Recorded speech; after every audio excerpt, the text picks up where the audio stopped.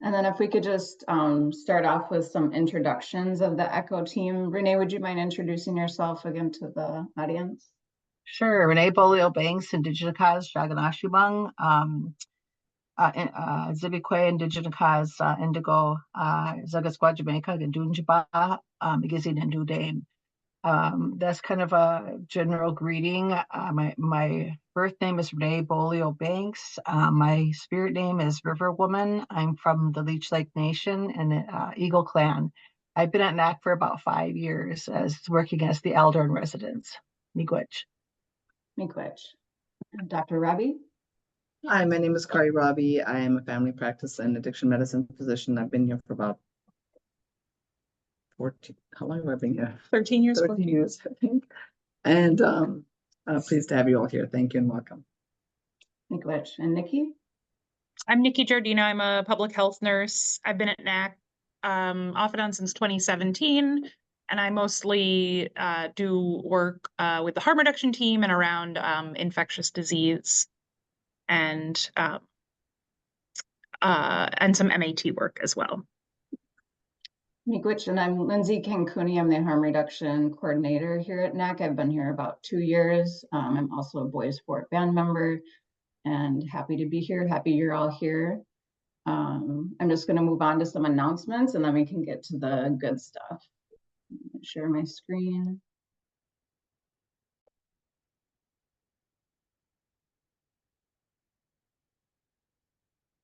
All right, so welcome again, everybody. We're the Midwest Tribal ECHO Opioid Use Disorder Education and Treatment Series. Today we have Asha Atwell. She's an emergency physician from the Northern Navajo Medical Center, talking about the Hasin Street Medicine Program. Just a little bit about NACC. So we are an FQHC. We've been here since 2003. We're located in the heart of the South Minneapolis urban Indigenous community, and this is a list here of all of our services that we provide, and our website is listed down at the bottom. Just a list of current open positions at NACC, so feel free, again, our website is at the bottom of this slide. If you go to the website, click on jobs, you can read more about the descriptions. Some session guidelines, please note protected health information. If you could keep yourself muted if you're not speaking. If you're willing to turn on your cameras, we'd love to see your faces. And then if you could let me know who you are in the chat, just so that I can send information out to you. This is a list of other ECHOs that we recommend that cover similar topics on opioid use disorder. And then I just wanted to make a quick announcement. So this is a change. So this is the last session to obtain accredited continuing education credit through this live activity.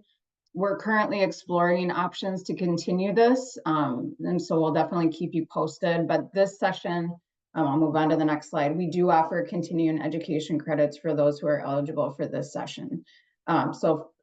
All you'll need to do is fill out the post-evaluation survey, which I will email to everyone, and you'll be able to get that credit for this session. And I think finally, case presentations, my email is at the bottom of the slide. If you have an example of a case presentation, it always makes for great discussion. So please email me if you have something to share. And I will stop sharing my screen. And welcome Asha Atwell, everybody.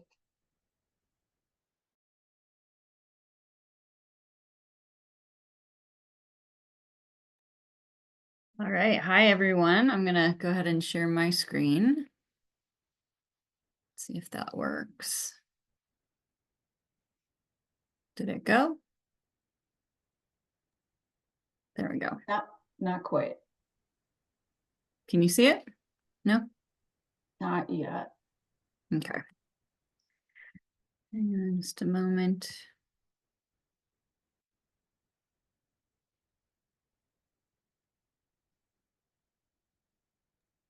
Got it? There we go. Okay. For some reason, it doesn't want to let me keep it in presentation mode when I start. Okay, we got it. Okay.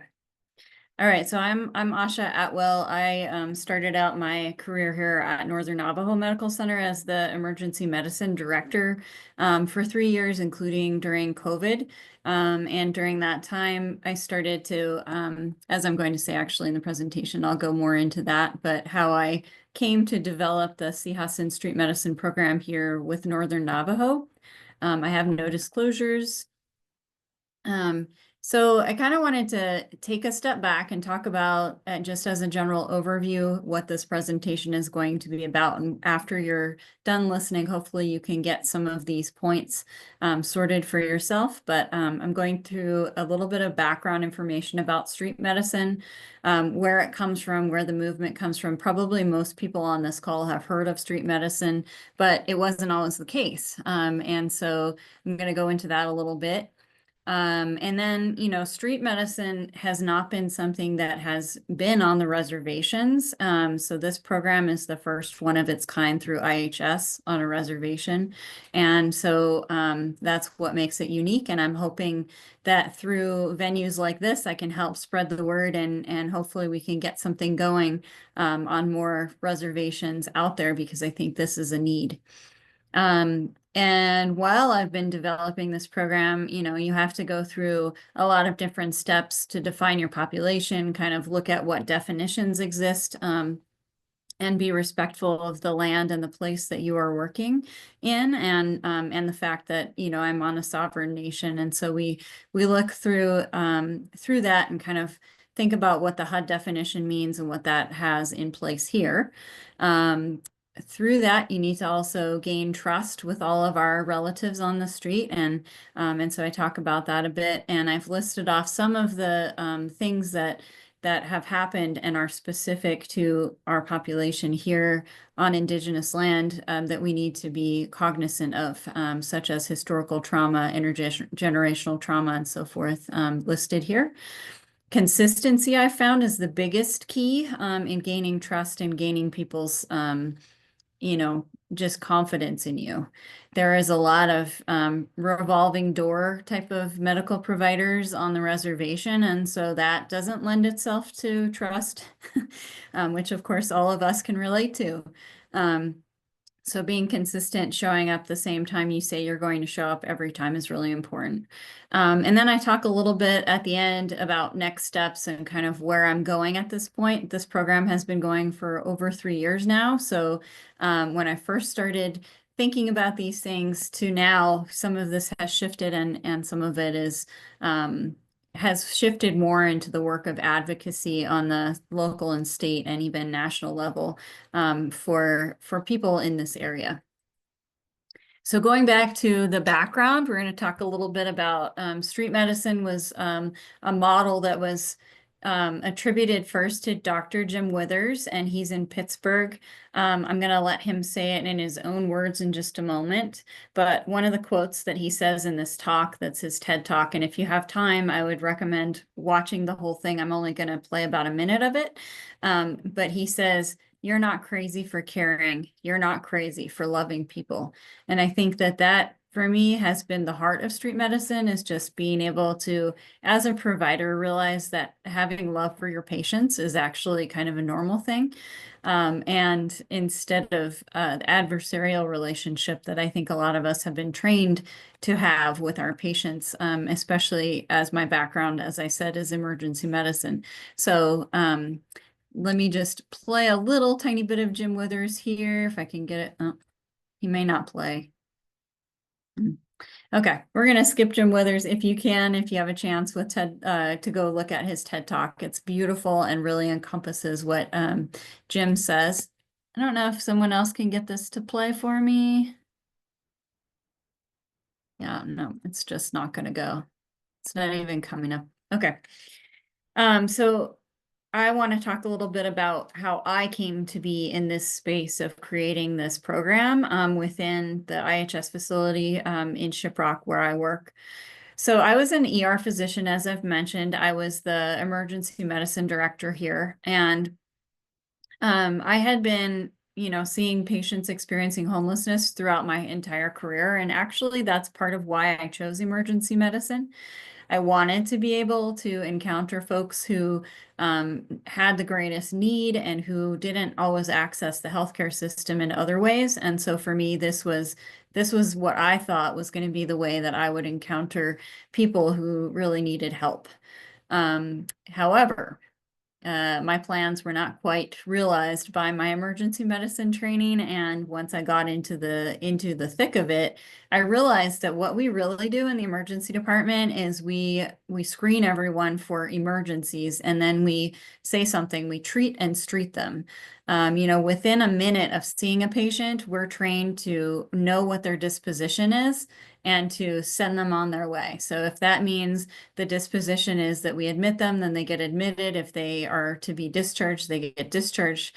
And, that patient has a lot more needs than we're able to do during an emergency department visit. And for me, this created a lot of frustration and a lot of moral injury. And at the time, I didn't even have those words to describe how I was feeling about it.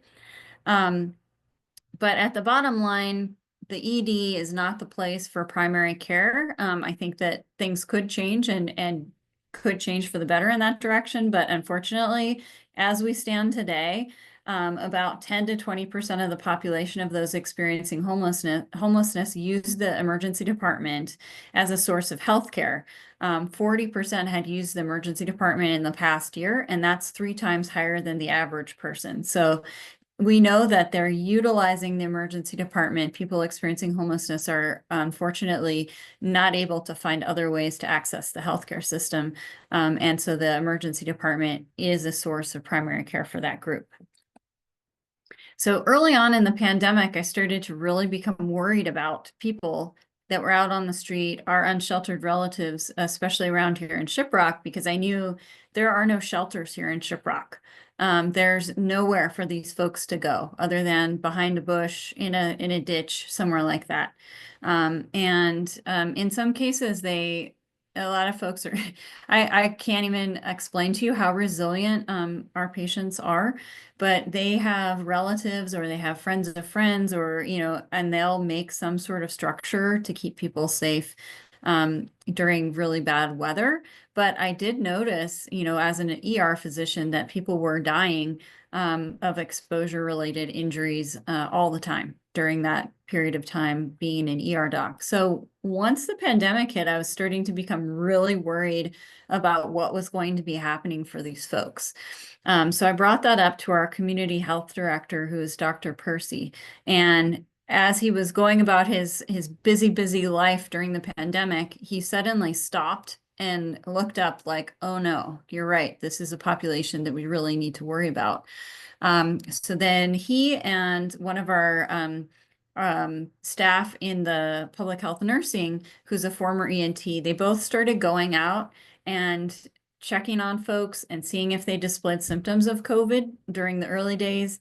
And then as soon as testing became available, they would test them. And then they would say, all right, can I meet you at this fence post in 3 days when your test is back? And that's kind of how we started to figure out how to diagnose folks that were on the street. And then those folks, they transported to isolation hotels.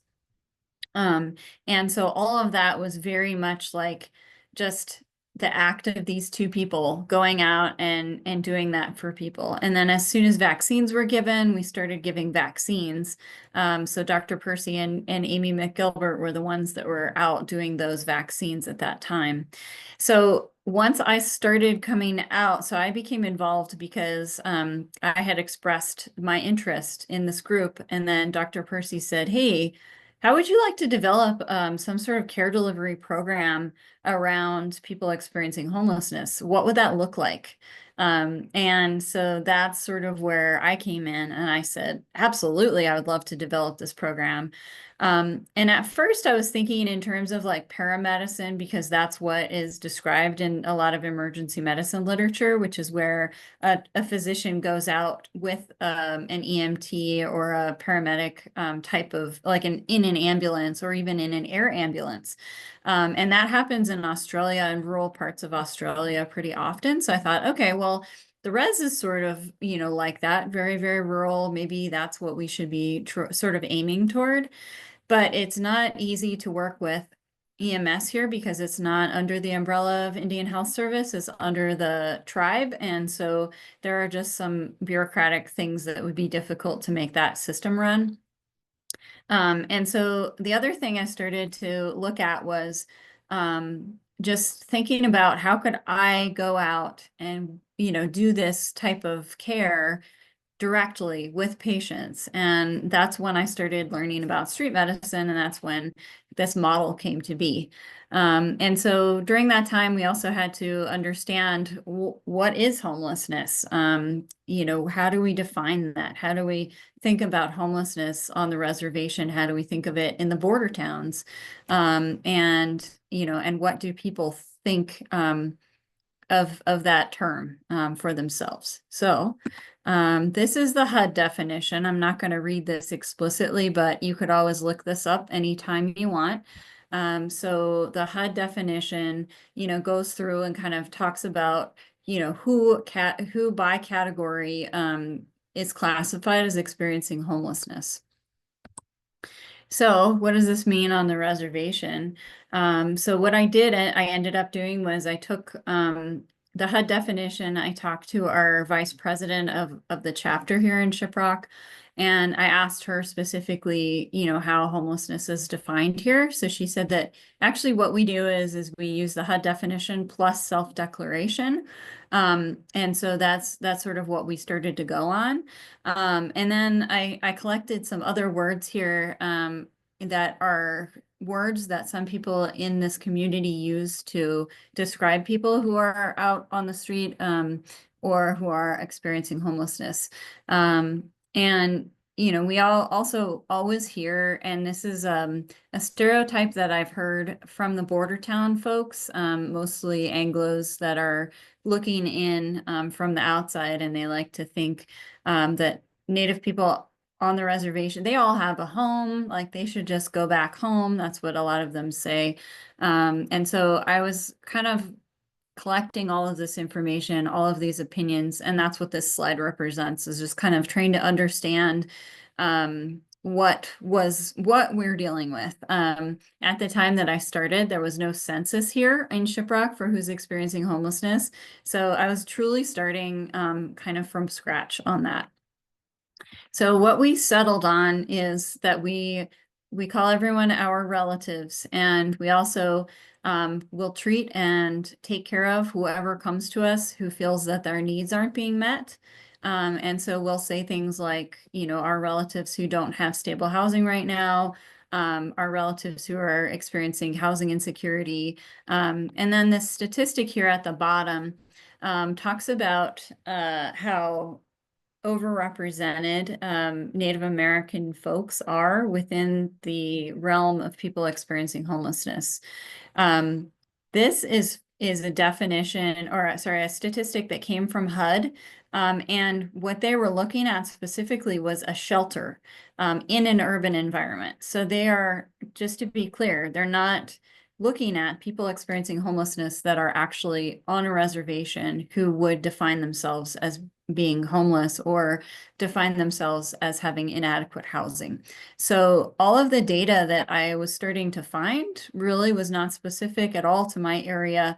And this is problematic because I'm on the Navajo reservation, which is the largest in our and within the United States. And so what I'm worried about is, are these folks getting represented at all? So what we're looking at here is another bunch of statistics, and this shows how much more, how many more Native people are represented as people experiencing homelessness. So at the bottom, it sums it up nicely. Native people are 4 times more likely than white people to experience homelessness. And so I started to look at all of these statistics wondering like, well, who are they counting?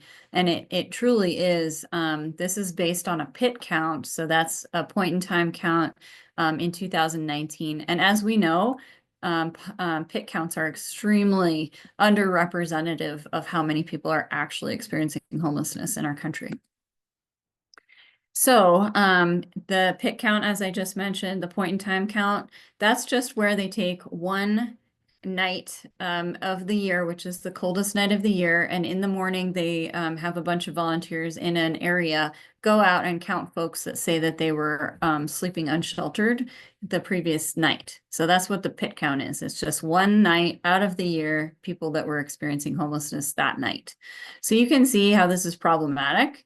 If it's extremely cold out, people are going to be staying with relatives if they can. They're going to be staying with friends. They're going to save their money and pool together resources to try to get that hotel that night. They may sleep in a car, they may sleep at the ER, they may stay in a shelter that night, even if they don't for most of the other nights of the year.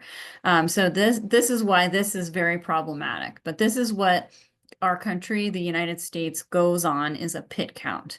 And in Shiprock, so on the Navajo Nation, pit count has only happened a couple of times over the past 10 years.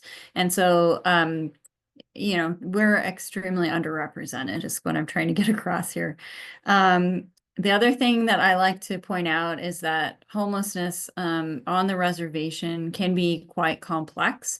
People live in multifamily homes, but you'll notice that people that are out on the street, sometimes they do have family in the area, but they aren't welcome when they're using substances and things like that. And that may be because there's just not a lot of room for personal space within that multifamily living situation to also have somebody who is using substances. So some of that is why I'm seeing people out on the street.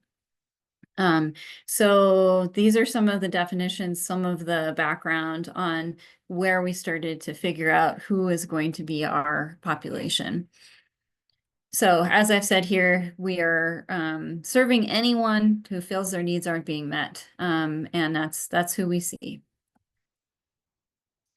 So now that we've defined who we're seeing and what we're seeing people that are in need of services. And so every single week we go out and we see different folks. And this is based on a lot of research that I did into different urban programs and speaking with lots of different leaders within the street medicine movement. And then piecing together little bits and then also little bits from my time in the emergency department and kind of seeing like, you know, who am I seeing? What are the ailments predominantly that I'm seeing? Like what kind of things are going to be needed when I go out into the street?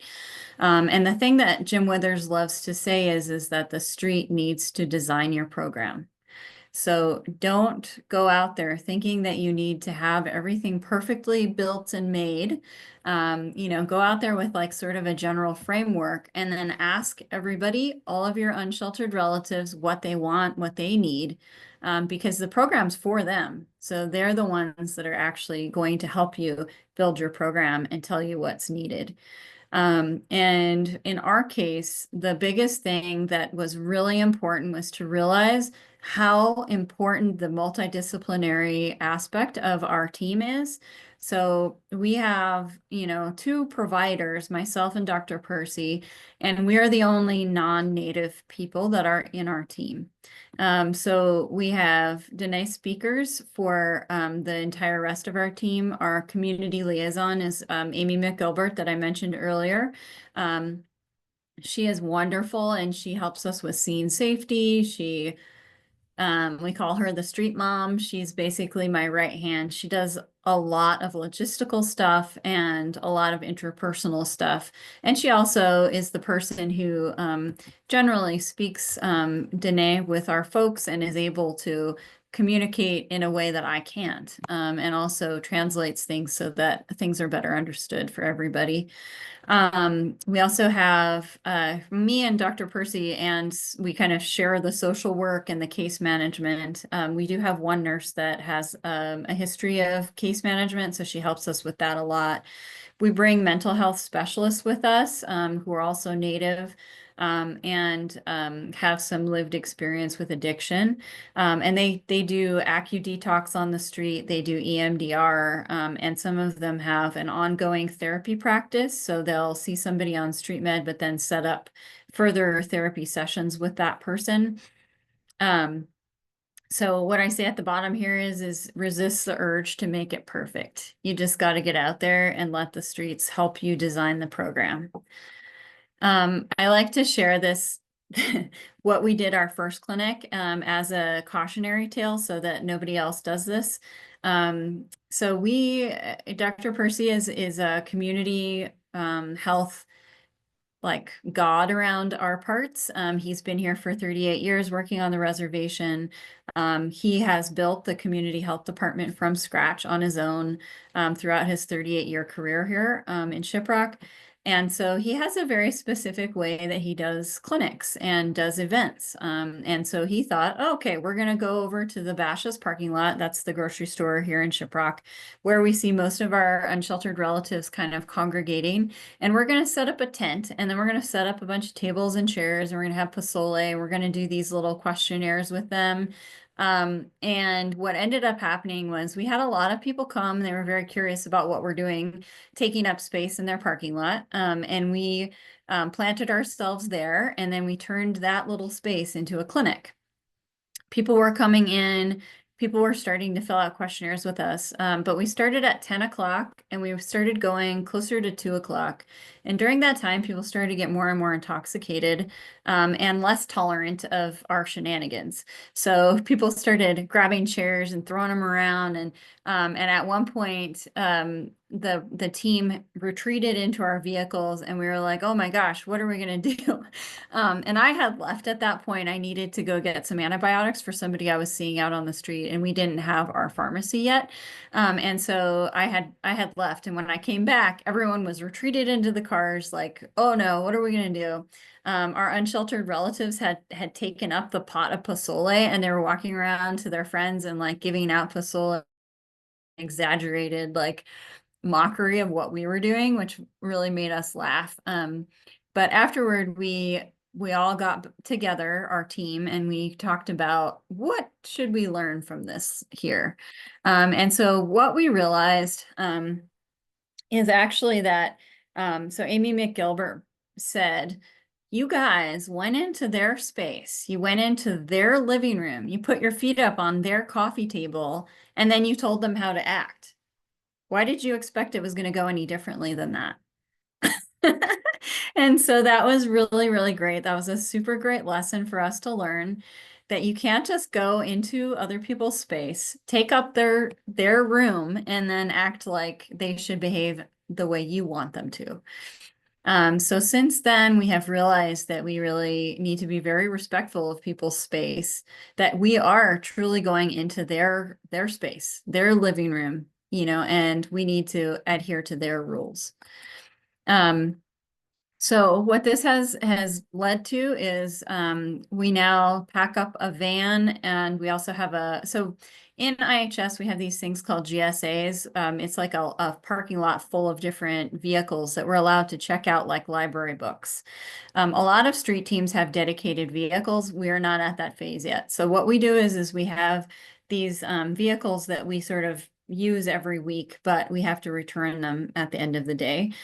So they know, our patients know exactly who we are because we use the same vehicles, but it doesn't say see Hasin Street Medicine on the side or anything like that. They just know who to look for. So we pack up our vans, and we have a whole bunch of different medical supplies. We have some donation items that we give out every week, vaccines and lots of different stuff. And the really important thing is making sure you bring food and water. Our folks, nearly 100% of them are experiencing food insecurity, and there is no soup kitchen in Shiprock. There's nowhere like a food bank or any of those things. So a lot of our patients do express to us that they eat once a week when we come consistently. So we need to make sure that we're really trying to build that into our program. So food is extremely important, especially something very nutritious, something that's going to replete electrolytes. Because if you've been drinking a lot, sometimes electrolytes can become depleted, and that can lead to hospitalization. And so those are some of the things that we do. We usually, depending on the location, so over time so this is kind of a general flow of the clinic. We pack up, we drive around, we bring all the food and water, whatever medical supplies are needed. And depending on which location, we're going either to locations where we see people congregating. We're also driving around trying to find different folks.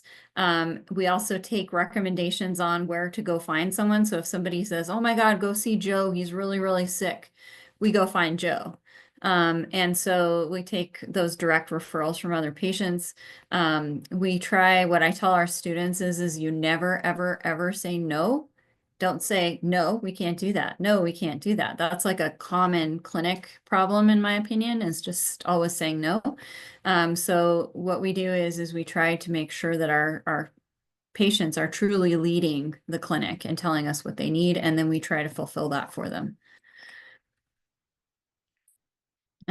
So as I was saying, we try to bring the least amount of stuff to make the biggest impact.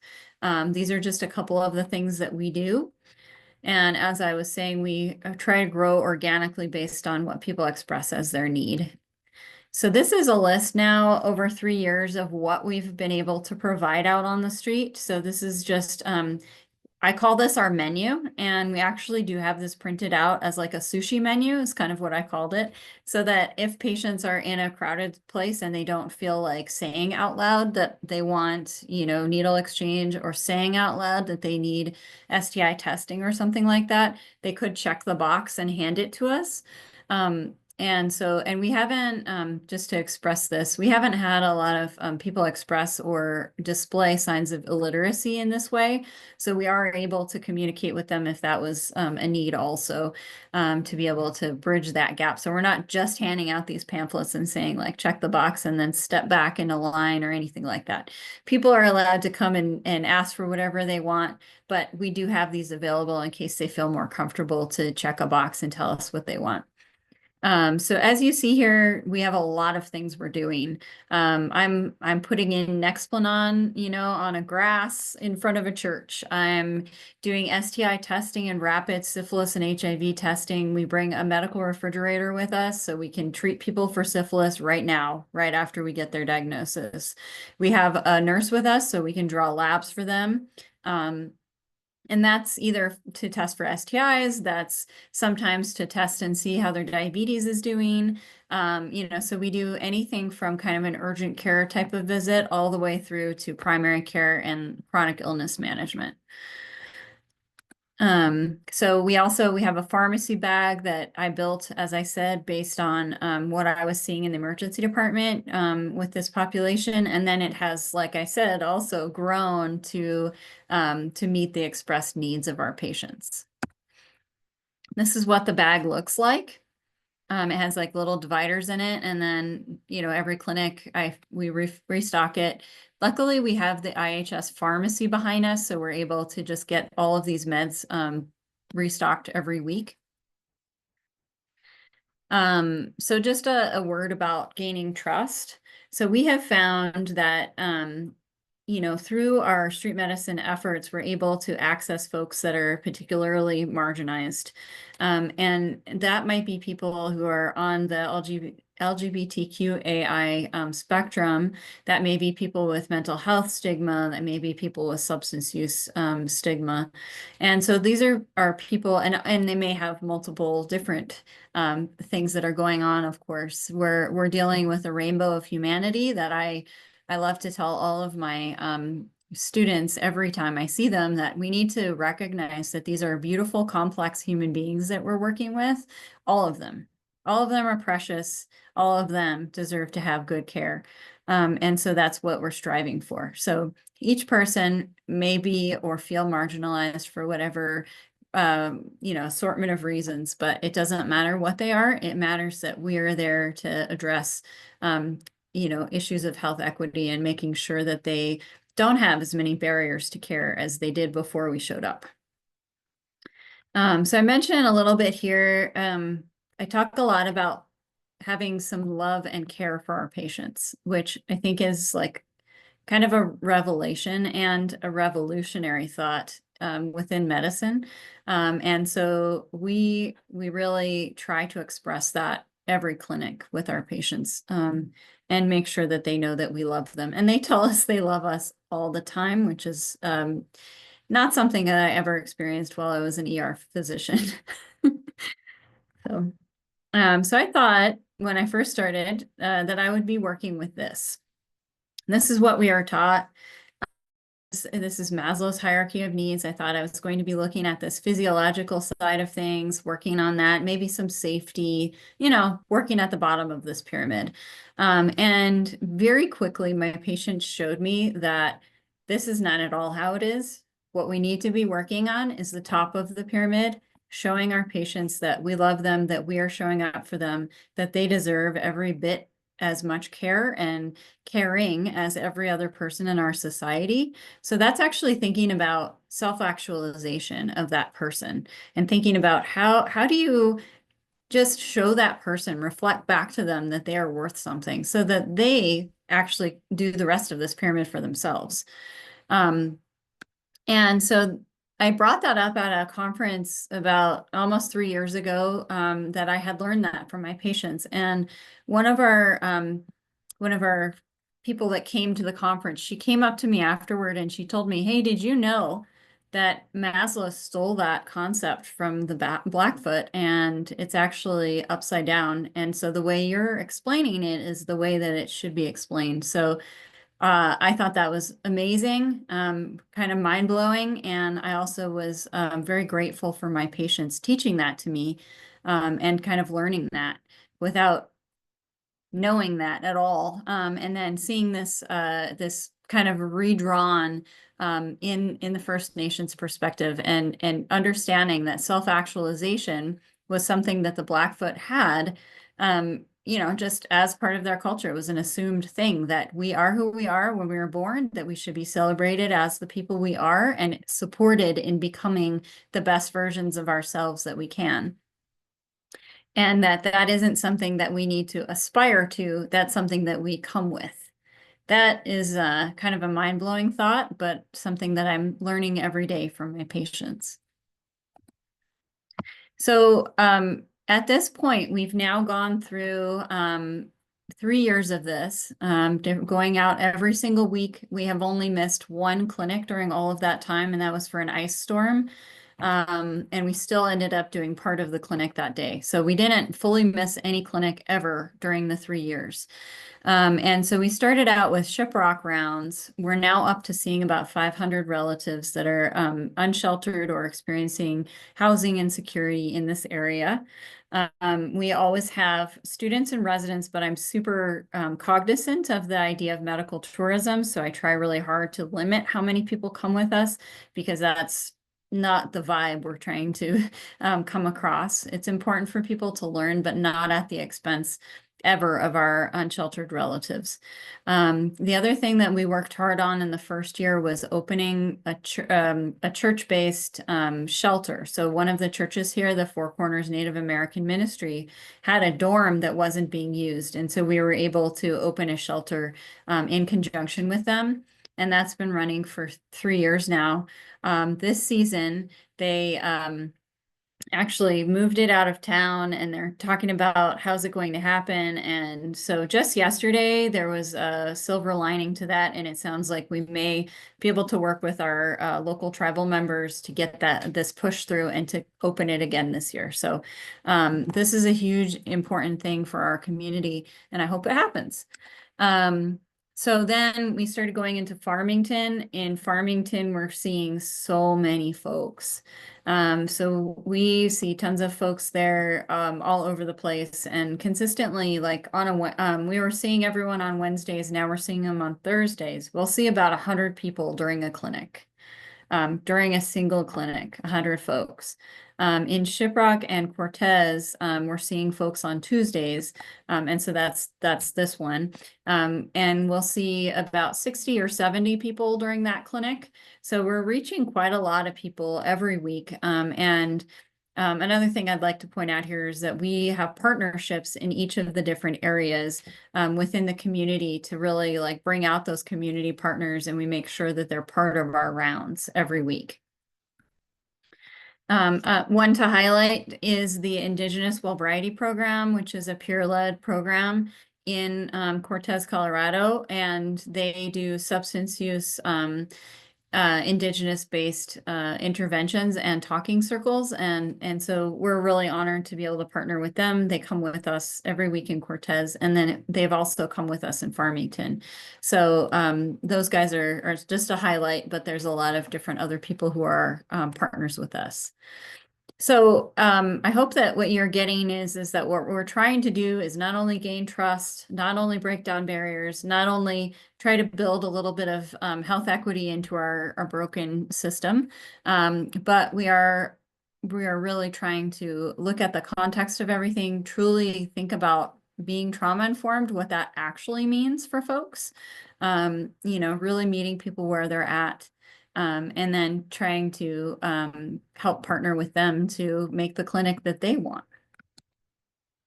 So that leads to where I'm at now. So I've been working a lot with different community partners in Farmington and in Cortez. So those are, you know, we're crossing state lines, we're crossing county lines, we're crossing from Navajo Nation to US. So a lot of different borders that I'm going around and working around. And that makes it complicated in how I'm interfacing with each of these like state and county agencies. So meaning like working with different public health departments. So, you know, as you probably know, syphilis is on the rise in New Mexico. It's #2 in the nation, and also #1 for congenital syphilis. It's not the kind of #1 you want to be. So we're working really hard to try to stem that epidemic. And what we're doing is working directly with people on the street, diagnosing them and then treating them, as I mentioned. But then I also have to work with public health entities in this area so that those things get reported appropriately, followed appropriately, contact tracing gets done, and so forth. So that's some of what I'm doing. I'm also working with, like, in Montezuma County, we had 39 people die from exposure within a 2-year period. And this is a population of only 9,000 people in that city. So it's an extreme amount of people dying, and that is with a shelter in place. That's a wet shelter. So we're seeing some discrimination at that level. And what we did was we formed a coalition in Montezuma County. And so our street team is active with that coalition and trying to, you know, not only witness what's going on, but also trying to figure out other ways to get shelter for folks in the area. In Farmington, there's a lot of different entities that help with housing that are not adequate. And so we're trying to figure out, you know, how do we expand the opportunities for housing in the Farmington area and San Juan County. So these are just some examples of where our street team is going. I'm definitely doing things that are definitely outside of what I thought of as an emergency medicine practice. You know, I never in a million years thought that I'd be, you know, starting to work with different coalitions in different towns, trying to get people advocacy and get them just the rights that they deserve to have. So very kind of an interesting side note, but this I think is very important to our work. I wanted to mention, I had this on one of my slides, but servant's posture is a really important thing whenever you're encountering somebody on the street. Just bringing yourself down, making sure that you're not standing over and, you know, really kind of in an intimidating, like boss-like gesture toward them. You want to be down. You know, I always just plot myself down. I sit straight on the ground. You know, if somebody is sitting there trying to show me something, often I'll ask them if I can sit next to them so that I can better see that thing. It also helps them feel more comfortable that they're not speaking really loudly, that other people aren't seeing what's happening, so they feel less vulnerable. And so just being really cognizant of just your own body posturing when you're dealing with folks is really important. These are some of our teammates and some of the situations we find ourselves in. There in the middle is Amy McGilbert, my right hand. That's me in the middle. And on the left, I was doing a toenail removal, and that's right in front of the state building in Farmington. This gentleman had, a lot of our folks out there really need foot care. They walk around constantly because they're persecuted if they sit still. That's part of the criminalization of folks experiencing homelessness. So they end up with a lot of really horrible foot issues, infections, trench foot, you name it. I've probably seen it. So this gentleman, he had really infected toenails, and so he needed those removed. So that's what I was doing right there on the left. On the right here, I'm doing a suture removal or suture of this guy's face. He got beat up by a couple of teenage girls, actually. He said he was sleeping and they were throwing rocks at him, and it just opened up his whole face, which is just awful. So there in the middle, that's on the left is me and Dr. Percy, and then a couple others that we partner with. I'm doing a digital block there on the left, and on the right here, I'm doing another suture job on this gentleman. Actually, no, I'm removing some staples on that guy. So as I was talking about, some of our next steps are that I'm just going to continue working with our community partners, continue to increase understanding and change the culture little by little so that housing becomes more available for folks. As you see here, I've shared a couple of statistics. San Juan County has this average housing that they display of 41 days, which is great. It sounds great. However, it's like very few of those are Native American folks. And so I sort of drilled down on those statistics to try to figure out, well, who is getting housed in 41 days? Because I can tell you that it's none of the patients I'm seeing out here. And so I can tell you that that's true. None of our patients are being housed. There's a lot of barriers because the housing is not available for anyone who's had a felony. Housing is not available for people who are frequently encountering the jail system, and people who are on the street are, getting criminalized. So they're getting trespassed constantly, get more tickets for that. They can't pay the money back, so they end up having more and more jail time. So I'm trying to figure out if there's a better way for us to represent our folks rather than the jail system representing them and making it prohibitive for them to have housing. So in Montezuma County, that's in Colorado, that's 260 days to housing. There's no Section 8 housing, so that's a huge barrier. So everybody has to work directly with, like if a case manager is working on housing, they have to work directly with the person who owns the place, and that person can make up whatever criteria they want to exclude folks. We do MAT, but my dream, my pie in the sky is that at some point we will have our own treatment center that is based on a Navajo sheep camp. I've noticed that a lot of our folks, when they want to sober up, they'll go work on their relative's sheep camp. So that's where I got this idea, was from listening to some of the folks tell me that that's what they do. So they go up to work at a sheep camp, and that way they can feel connected to the land, they can feel connected to their culture and their people, their families around, and they get to do a lot of traditional, just working with the sheep, working on mending fences, doing traditional ceremonies and things like that they weren't having access to when they were drinking. And so I would love it if we could incorporate that into an actual substance use treatment center. So someday I'm hoping that we can work toward that. So at the end of all of this, I just want to say the plight of Indigenous people experiencing homelessness is underrepresented. So we need to work as hard as we can, all of us, to elevate their voices so that we can change policy at state and local levels, and hopefully national and international levels, because Indigenous people are everywhere. So that's it for me. Thanks for listening, and I'm sorry I probably have gone way over time. Wow, thank you so much. What an inspiring presentation. Yeah, there's comments and some questions in the chat if we want to take a couple more minutes. Let's see. So happy to see the Niitsitapi perspective shown, too often overlooked. Also appreciate seeing programs that quite literally meet people where they're at in this way, rather than expecting folks to seek care themselves from systems which have historically contributed to further genocide, exploitation, and trauma. Very cool to see. And then we have a question here from Tina. Thank you for this wonderful and insightful presentation. If there's time, I'm wondering if you can circle back to and expand on the idea of not saying no to participants, patients. How does that work in practice in the face of funding, capacity, logistical barriers? Do you have any examples of this? Yeah. Oh my goodness. So challenging, but so important.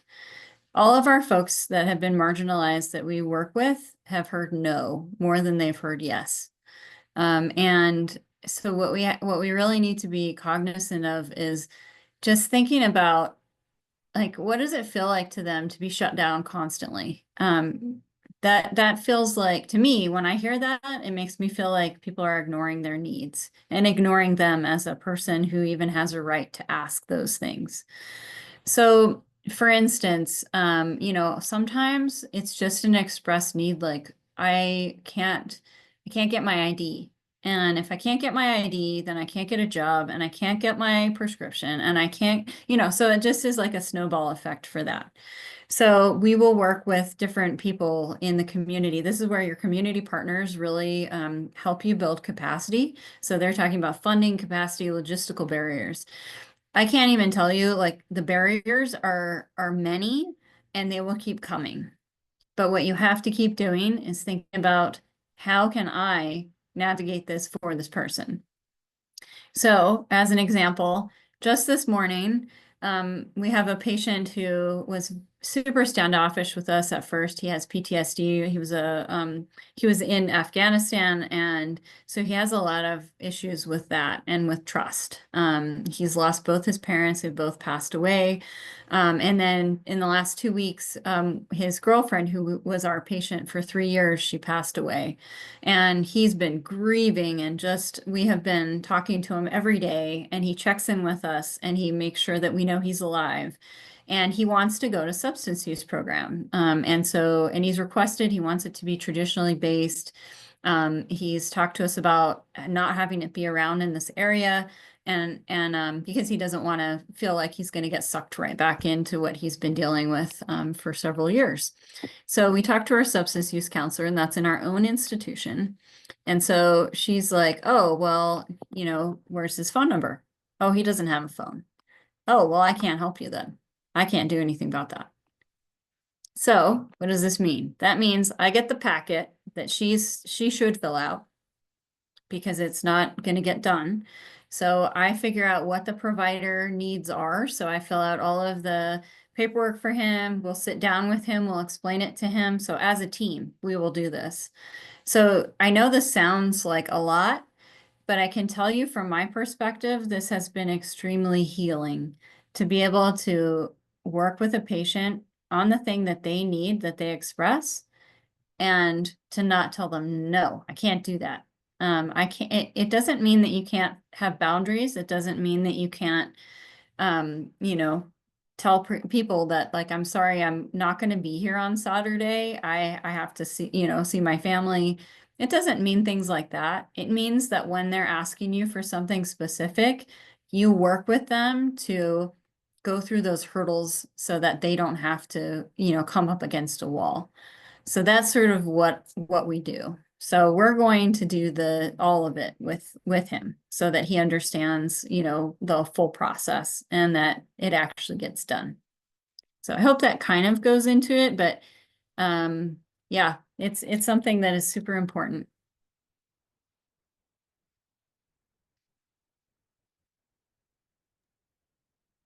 Thank So you. I see someone, Juliana, Yazi, Jim, who is Danae, and she says, our relatives that seek assistance from the Department of Health in Farmington are being turned away and being informed to utilize their own hospitals. Hard to believe, but she's right. This is true. And so she's right. We are working. I actually work with the Department of Health, and I try all the time to get them to come with us on street rounds so that they're seeing the reality of what people are dealing with. I've been successful in getting them to come, I think 3 or 4 times in 3 years. But they did recently get a mobile health unit that they're going to start trying to go out. And I told them, you guys have to come with us because we've already established connections with folks. And if you start going by yourselves, it's going to be two siloed systems not working well together, and that's not going to help anyone. So, so I'm hoping that we can continue to work together and see what we can do with that. So, so keep me posted, Juliana, if there's some other stuff that you're seeing or hearing. But we are out every week on Thursdays in Farmington. So if you have any relatives that need help and they want to be seen, they can find us. We go to Catholic Charities parking lot at 8. So anytime. And then there was also a comment from Jose Rivas saying the First Nations community health source in Farmington offers services to those affected by HIV, like medical case managers that work with IHS, San Juan Internal Medicine, as well as a PCP in Durango, Colorado. We have a fixed site harm reduction program that's open from 9 to 5. Yeah, so he's right. We work with, there's someone named Juliana. Juliana, is that you that works over at First Nations? If you want to unmute. Okay, awesome. So Juliana is the one that, yeah, I know who she is. So she works for First Nations, and we often drop off medicine with her for one of our patients that we have in common, because we try to make sure that those folks get care either from us or from them or, you know, all around. First Nations has come out and done some testing with us as well. So that's a really good example right here of our community partners. So I'm glad you guys are on the call. That's awesome.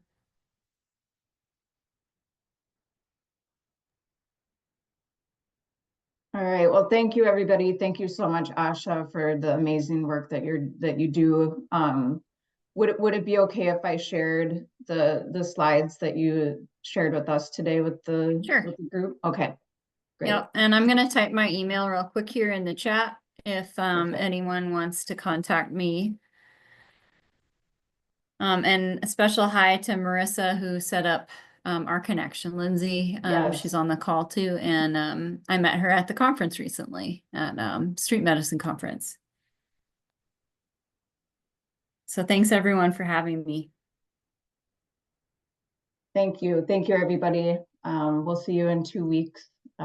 Next session is November 6th. So hope everyone has a good day. Thanks for joining. Bye.